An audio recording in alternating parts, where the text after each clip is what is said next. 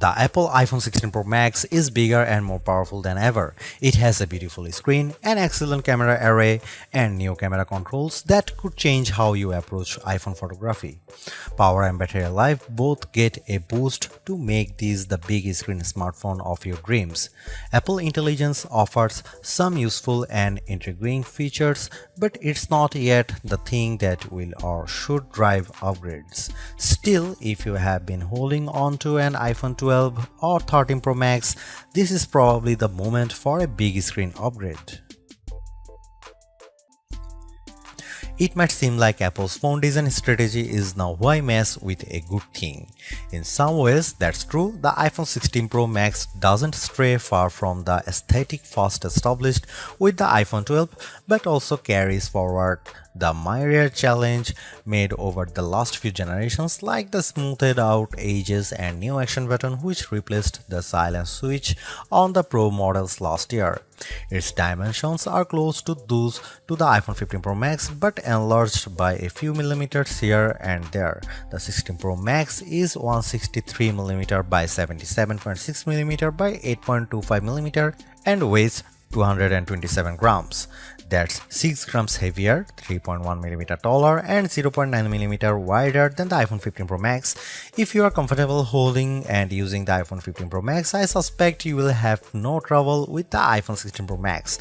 I can't say the new phone feels substantially larger in my hand, but I do notice the difference in screen size. The bottom edge features microphone and speaker perforations, along with a USB-C port that, with the right cable, can support Thunderbolt 4 data transfer speeds. There's also a speaker slot along the very top edge of the display. Together with the bottom edge speaker, this phone can produce undistorted room-filling sound. Highs are sharp, mids are strong, and bass is good for the device size.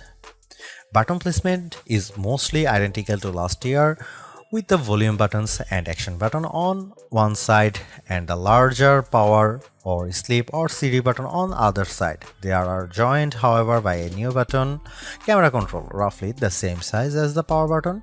The camera control button is a multi-purpose control that can recognize physical presses and lighter presses to enable haptic response and gestures. It offers instant access to the camera and with those other presses and gestures to various virtual millimeter lenses and camera settings. The materials and build quality are once again excellent. Apple used grade 5 titanium on the body over a graphite-clad aluminum substructure. Apple has also upgraded its ceramic shield, which may make it less susceptible to cracks and scratches, although I was quite careful with my 1TB Desert titanium test unit, so I can't say for certain if this is the case. Okay, I did get it wet, purposely running the IP68 rated iPhone 16 Pro Max under a garden sprinkler. It was fun to watch the screen activating as it was touched by 1,000 tiny fingers when it was just water droplets, but the phone was otherwise unmoved and unharmed by the deluge. Sometimes I wonder how Apple might say its next screen technology. Will it add duper to it so it becomes super duper Retina XDR display? I mean, it may have boxed itself into a corner, but Apple skirted the issue this year by leaving its iPhone display technology pretty much untouched. This is a giant screen 6.9 inches achieved through a combination of a slightly larger chassis and pleasingly thinner bezel. There are more pixels than last year. The iPhone 16 Pro Max screen is 2868 by 1320, while the iPhone 15 Pro Max is 2796 by 1290. There's more pixels but not a higher density. This is still 460 ppi and so falls behind the Samsung Galaxy S24 Ultra's QHD Plus display, at least on the ppi front. Apple also didn't mess with the dynamic island, which remains a useful and fungible information peel in the upper portion of the screen. It houses Face ID, depth sensors, and a 12-megapixel true depth camera. The camera takes excellent selfies and is my go-to for biometric unlocking. While the display's core specs haven't changed, they are worth noting. It's a wide color gamut screen that supports HDR True Tone always on display, means you can see a less saturated version of your lock screen without unlocking the phone, 2000 nits of peak brightness outdoors, and Pro Motion. Speaking of which, everything I did on the iPhone 16 Pro Max looked fantastic. I don't even notice the dynamic island when it's inside one of my games, and streaming videos via the likes of Netflix tends to crop out the cutout.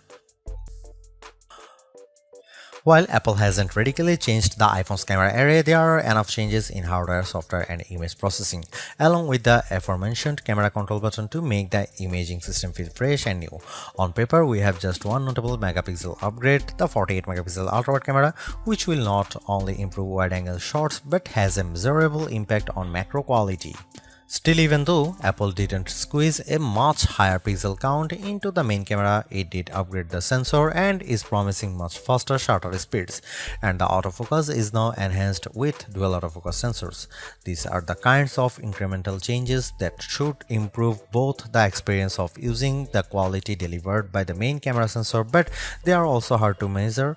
More on that in a bit. The 12 megapixel 5x optical zoom is essentially unchanged from last year's iPhone 15 Pro Max. The biggest news here is found not on this phone but on its little brother, the iPhone 16 Pro, which also gets the tetra prism lens. Last year's Pro model was stuck with a just 3x optical zoom camera.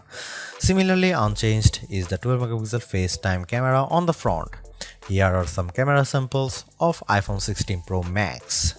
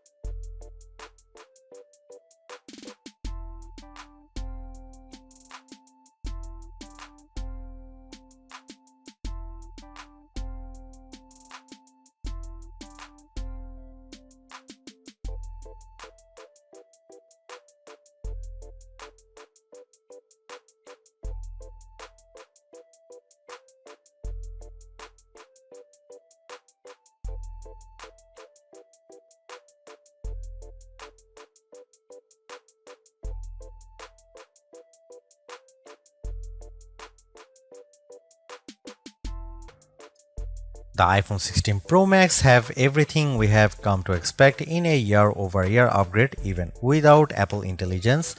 The 6.9-inch iPhone 16 Pro Max have a slew of upgrades including a good battery life, outstanding photo and video chops, and iOS 18. The iPhone 16 Pro Max are excellent phones worthy of a spot in your pocket if you can afford them.